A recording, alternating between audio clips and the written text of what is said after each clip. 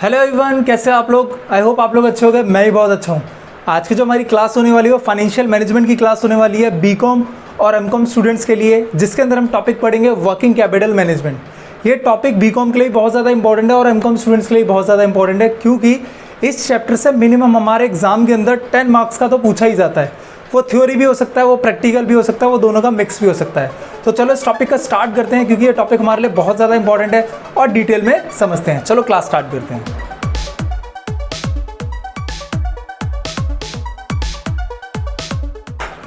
तो अपना topic start करते हैं, जिसमें हम पढ़ने वाले हैं वर्किंग कैपिटल मैनेजमेंट। ये हमारा एफएम के अंदर एक चैप्टर है जो बहुत ज़्यादा इंपॉर्टेंट है हमारे एग्जाम के लिए। तो इस चैप्टर को स्टार्ट करने से पहले हम सबसे पहले क्या समझेंगे, वर्किंग कैपिटल का मीनिंग। और वर्किंग कैपिटल का मीनिंग वही है जो हम 11-12 से पढ़ते आ रहे हैं अकाउंट्स के अंदर। क्या होता है वर्किंग कैपिटल, मतलब क्या होता है, is defined as the excess of current asset over current liability. मतलब करंट एसेट ज़्यादा है कितना करंट लायबिलिटी से, उसका जो डिफरेंस होता है वो कौन बताता है, हमारा वर्किंग कैपिटल। इसका फॉर्मूला क्या होता है, working capital is equal to current assets minus current liabilities. ये फॉर्मूला मैंने अच्छे से समझा रखा अपना रेशो एनालिसिस की सीरीज़ में, जो हमारे एमकॉम में भी बहुत ज़्यादा काफ़ी बार क्वेश्चन पूछ लेते हैं रेशो से, बीकॉम के अंदर भी पूछ लेते हैं।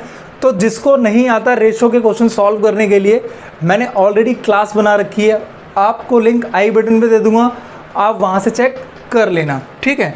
अब हमारा ये हो गया वर्किंग कैपिटल के अंदर हमने कर लिया current assets minus current liability, ये वर्किंग कैपिटल का मीनिंग हो गया।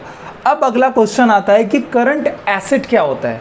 तो करंट एसेट क्या होता है, current assets are those assets which will be converted into cash within the accounting year. मतलब करंट एसेट्स क्या होता है, करंट एसेट का मतलब होता है ऐसी चीज़ जो आपको कैश में इजीली कन्वर्ट कर दे, मतलब कैश के अंदर कन्वर्ट हो जाए एक साल के अंदर या एक अकाउंटिंग ईयर के अंदर, उसे क्या बोलते हैं, करंट एसेट। या फिर बोलूँ ऐसी चीज़ जो आपको एक साल के अंदर अंदर बेनिफिट प्रोवाइड करे और इजीली कन्वर्ट हो जाए कैश के अंदर, उसे क्या बोलते हैं, करंट एसेट। पक्का। तो मैंने मीनिंग ऑफ करंट एसेट्स और अपने एसेट्स की क्लास भी बना रखी है 11th क्लास के अंदर। मैं अगर वो भी आपको देखनी है तो मैं उसका लिंक आई बटन और डिस्क्रिप्शन में दे दूंगा, वहाँ से चेक कर लेना, अच्छे से एसेट का मीनिंग समझ आ जाएगा। अब देखो क्या हुआ, करंट एसेट का मतलब समझ आ गया। अब देखो current assets they are cash और नियर कैश सोर्सेज। मतलब क्या होता है, ये कैश होता है और कैश में जो इजीली कन्वर्ट हो जाता है ना कैश सोर्सेज, उसे क्या बोलते हैं, करंट एसेट्स बोलते हैं। देखो ये टॉपिक हम समझ रहे हैं वर्किंग कैपिटल मैनेजमेंट के रिगार्डिंग, तो आपको उसी के अकॉर्डिंग समझना पड़ेगा। अब क्या हुआ, इट इंक्लूड्स, क्या इंक्लूड करता है करंट एसेट्स इस चैप्टर के अंदर, बेसिकली क्या इंक्लूड होगा या वैसे भी क्या इंक्लूड करते हैं, कैश एंड बैंक डेटर्स। सबसे ज़्यादा इंपॉर्टेंट इस चैप्टर के अंदर है इन्वेंट्री। क्या बोला मैंने, सबसे ज़्यादा अगर इस चैप्टर में इंपॉर्टेंट है तो वो है इन्वेंट्री। अब इन्वेंट्री क्या है, 3 पार्ट्स में बांट रखा है। क्या बांट रखा है, 3 पार्ट्स में। पहला क्या कर रहा है इन्वेंट्री, रॉ मटेरियल, फिर डाला वर्किंग प्रोग्रेस, और ये क्या डाला, फिनिश गुड्स। अब आपको पता है रॉ मटेरियल होता है कच्चा माल, जिसे बोलते हैं वर्क इन प्रोग्रेस, मतलब उस माल पर कुछ काम चल रहा है, और last finish good. For example मैं आपको एक एग्जांपल देता हूँ। सपोज करो मेरी एक कंपनी है जो गेट्स बनाती है। क्या बनाती है, गेट बनाती है। तो मुझे गेट बनाने के लिए सबसे पहले रॉ मटेरियल चाहिए। तो रॉ मटेरियल में सबसे पहले क्या चाहिए, मेरे को लकड़ी चाहिए, वुड चाहिए, लकड़ी चाहिए, उसमें पेच वगैरह चाहिए, सारे के सारे, मतलब लूज टूल्स वगैरह उसको चाहिए। तो ये मेरा क्या हो गया, रॉ मटेरियल हो गया। इन्वेंट्री है वो, क्योंकि वो मेरे काम आने वाली है गुड्स को बनाने का। अब कुछ लकड़ी होगी जिस पे काम चल रहा होगा, कटने के लिए, गेट के लिए साइज़ हो रहा होगा। कुछ ऐसी होगा जो मेरा क्या होगा, गेट बन के तैयार हो गए होंगे। तो देखो जिस पे काम चल रहा है उसे क्या बोलते हैं, वर्किंग प्रोग्रेस। और जो बिल्कुल रेडी टू सेल, मतलब बाहर निकलने के लिए, कस्टमर के लिए तैयार है, उसे क्या होता है, फिनिश गुड, जिस पे पूरी तरीके से बन के तैयार है। तो ये सारा किसके अंदर आता है, इन्वेंट्रीज के अंदर आता है। और इन्वेंट्रीज किसके अंदर आती है, करंट एसेट के अंदर आती है। अब देखो बेसिकली मैं बोलूँ, हम इस चैप्टर को स्टार्ट करने से पहले कॉन्सेप्ट क्यों समझ रहे हैं, क्योंकि हमारे एग्ज़ाम के अंदर ना थ्योरी भी पूछी जाती है। अब थ्योरी पूछने के लिए आपको कुछ पता भी तो होना चाहिए, क्योंकि सब बोलते हैं कि बना के लिख लेंगे। अरे नहीं भाई, आपको टू द पॉइंट आंसर देना, रटना नहीं है, आपको चीज़ें समझनी हैं, तभी क्या होगा, आपके नंबर आएंगे, ठीक है।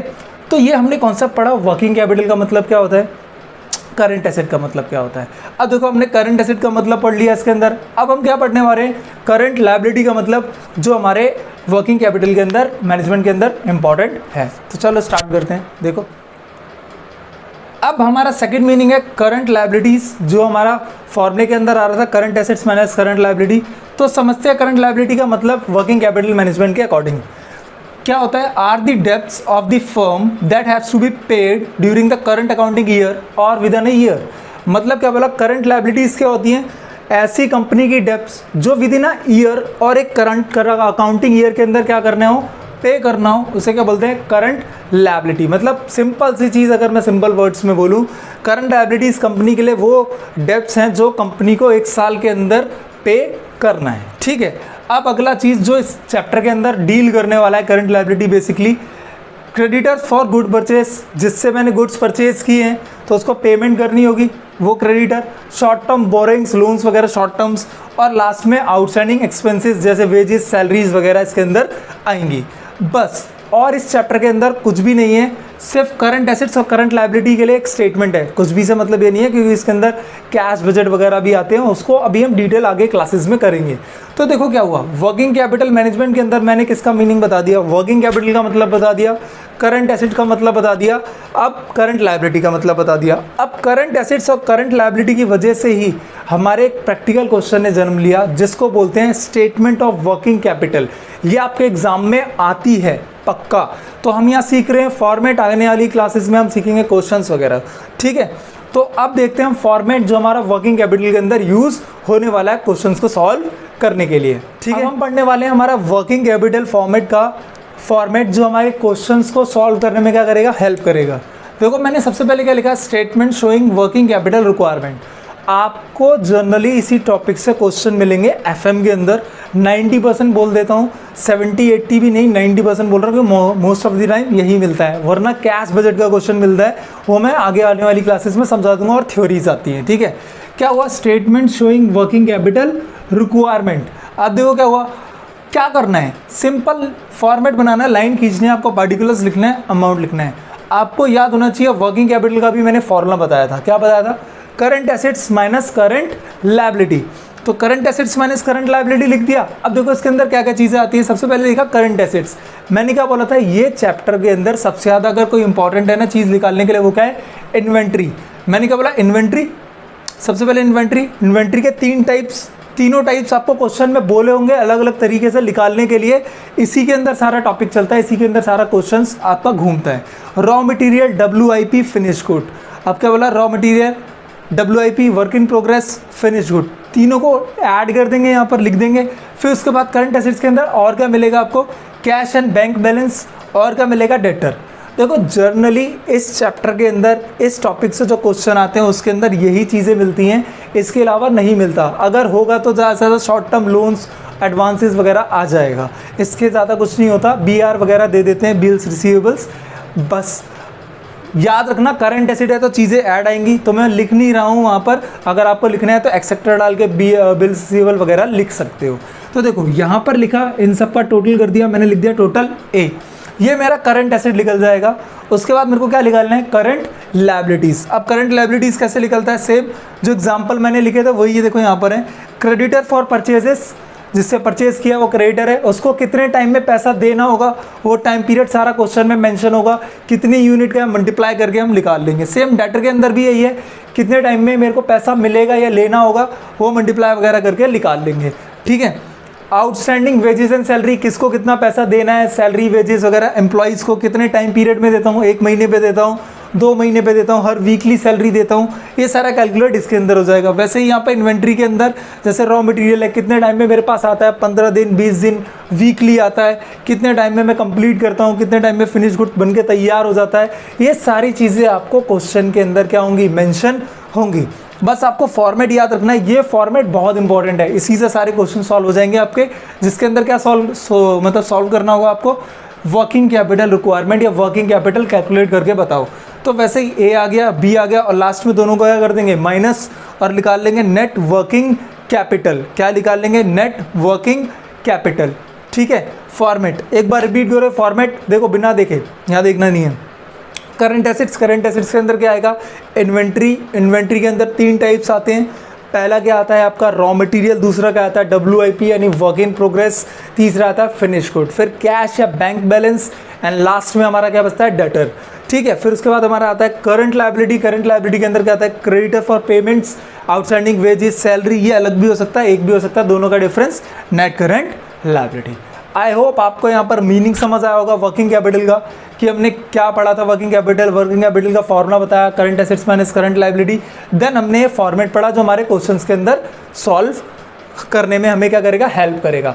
अब हम पढ़ते हैं जो थ्योरी में, ये पूरा थ्योरी के अंदर आ सकता है, फॉर्मेट भी बनाने को आ सकता है। अब एक क्वेश्चन बढ़ेंगे कि हमें वर्किंग कैपिटल मैनेजमेंट की ज़रूरत क्यों पड़ती है, क्यों ज़रूरत पड़ती है, यानी हम पढ़ने वाले नीड्स और उसके इंपॉर्टेंट्स की क्या ज़रूरत पड़ती है हमारी वर्किंग कैपिटल रिक्वायरमेंट की। तो देखो हम स्टार्ट करते हैं। हमारा जो टॉपिक है उसका नाम है नीड फॉर वर्किंग कैपिटल। इस टॉपिक के अंदर पढ़ेंगे कि हमें वर्किंग कैपिटल की ज़रूरत क्यों पड़ी, वो रीज़न समझने की हम क्या करेंगे, कोशिश करेंगे।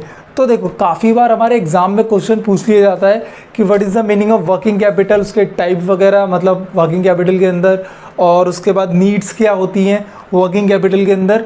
ये सारे क्वेश्चंस बन जाते हैं अच्छे खासे मार्क्स के थ्योरी के अंदर, ठीक है। और इसी से हमारा कॉन्सेप्ट जो प्रैक्टिकल है वो भी आपको समझ आएगा धीरे धीरे। देखो क्या हुआ, need for working capital.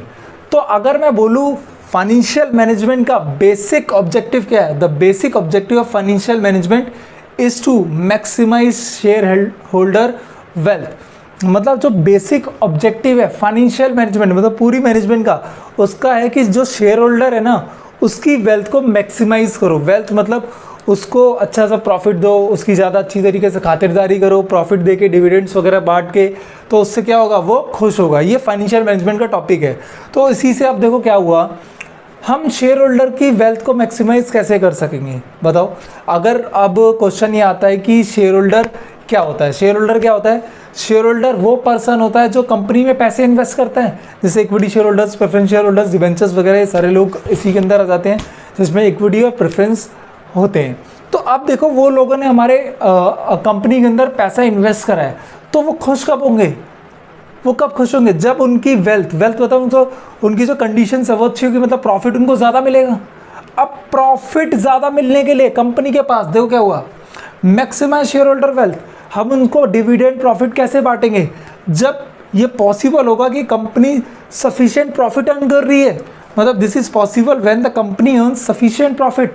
Company के पास प्रॉफिट होगा ठीक सा तभी तो देगी। जैसे हमने कुछ होता है कि कंपनी जो प्रॉफिट अर्न करती है वो सोचती है कि कितना रखे फ्यूचर के लिए, कितना इन्वेस्ट करे, कितना बांट दे, ये सारी चीज़ें क्या आती है डिविडेंड के अंदर, डिस्ट्रीब्यूशन के अंदर आती हैं, ठीक है। तो वैसे ही कंपनी क्या करेगी कि वो मैक्सिमाइज तो करना चाहती है शेयर होल्डर वेल्थ एफएम के अंदर, लेकिन ये पॉसिबल कब है, ये पॉसिबल तभी है जो कंपनी सफिशिएंट प्रॉफिट अर्न करे।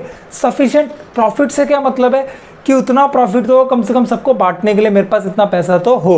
अब इतना पैसा मेरे पास कहाँ से आएगा, कंपनी पैसा कहाँ से अर्न करती है, डिपेंड किस पे करता है, सेल्स पर। जितनी ज़्यादा सेल होगी उतना ही ज़्यादा तो कंपनी के पास प्रॉफिट होगा। जैसे फॉर एग्जांपल जो मैं हमेशा देता हूँ डोमिनोज़ का एग्जांपल, डोमिनोज़ जितने ज़्यादा पिज़्ज़ा सेल करेगा उतना ही तो उसको बेनिफिट होगा, उतना ही तो उसका फ़ायदा होगा। जितने कम पिज़्ज़ा सेल करेगा उतना ही उसका प्रॉफिट कम होगा। जो लोगों ने उसमें पैसे लगा रखे हैं उतना ही उनको पैसा क्या होगा, कम मिलेगा। जितनी ज़्यादा सेल, किसी भी बिज़नेस की सोच लो, जितनी ज़्यादा सेल उतना ही उसको प्रॉफिट ज़्यादा, उतनी उसकी डेवलपमेंट, और जितने लोगों ने पैसा लगा रखा है उनकी वेल्थ मैक्सिमाइज होती है। ये किसके अंदर आता है, फाइनेंशियल मैनेजमेंट के अंदर आता है। अब क्या हुआ, इससे एक चीज़ हुई, क्या हुई, there is always a time gap, ज़रा ध्यान देना, there is always a time gap between the sale of good and receipts of cash. मतलब हमेशा देखा गया है कि थोड़ा गैप होता है किसके बीच में, जब गुड्स बेचते हैं और जब हमें पैसे मिलते हैं। ज़रूरी नहीं है कि हर पर्सन आपको ऑन द स्पॉट पेमेंट कर दे, क्योंकि हमारे ज़्यादातर बिजनेस किस पे चलते हैं, उधार, क्रेडिट पे वगैरह पे चलते हैं। तो क्या हुआ, गैप आ जाता है। तो उस गैप को फिल करने के लिए, उस गैप की कैलकुलेशन करने के लिए हमें क्या बनाया, वर्किंग कैपिटल रिक्वायरमेंट की कैलकुलेशन बनाई।